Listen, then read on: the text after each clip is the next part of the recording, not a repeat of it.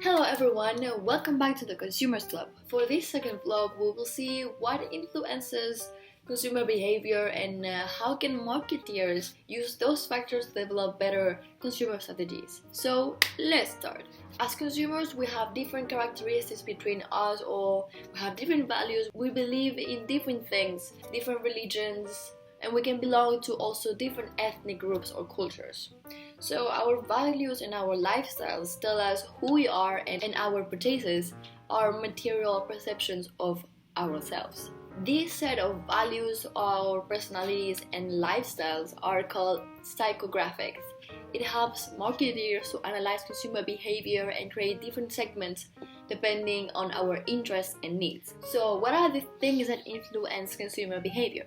First, as we previously said, our differences can affect our purchasing decisions. So the major aspects affecting consumer behavior can be age, gender, sexual orientation, regional or religious differences, for example. And the most curious part about this is that people who are actually the same age or are going through similar life experiences share common needs and experiences. So these may lead to have similar consumption patterns. Secondly, our society's values can also affect our decisions. For example, Western countries tend to be more individualistic, meaning that people focus more on themselves than the rest of the group. So this value will influence the consumer, that they will tend to be more materialistic and hedonic when it comes to a purchase of an item. On the other hand, Western countries are more collectivistic, so they will prioritize finding connection with others, and this may lead that they won't purchase as many items because, for example, there are people that are more in need, or being materialistic is not good for environment, as we all know. And the third and last factor are our personalities. So our personality traits are related to consumer behavior and affect our purchases. To explain it better, I will talk about my personal and past experiences. So when I was younger, I used to play many sports. I was very competitive. I always wanted to win for some reason. I always wanted to be the first to get to the place, always be the one who has the right answer. And as I grew up, I realized that the only thing I wanted to be different. I wanted to be unique. I had a need for uniqueness, basically, and I didn't want it to be competitive in any ways. I just wanted to be noticed by some trait of mine that was different from the rest, and I wanted to have confidence and also start building my personality. Another story is that when I was back in Spain as well, I wasn't really aware of the environment.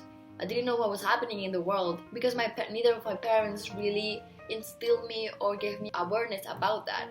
So I've never recycled. I was always very materialistic, so I wanted to have as many clothes and items and things as possible. And when I moved here to the Netherlands, it was my first time moving away from my parents and leaving all my past life behind me, let's say. So I started discovering the dynamic of the world.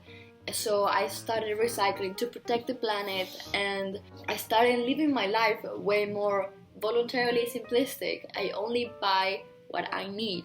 And I realized that I didn't need a lot of clothing or accessories to complete my life, and anyways, it wasn't really good for the environment. With this example, you guys can see how different personality traits lead to buy different items and think differently as a consumer.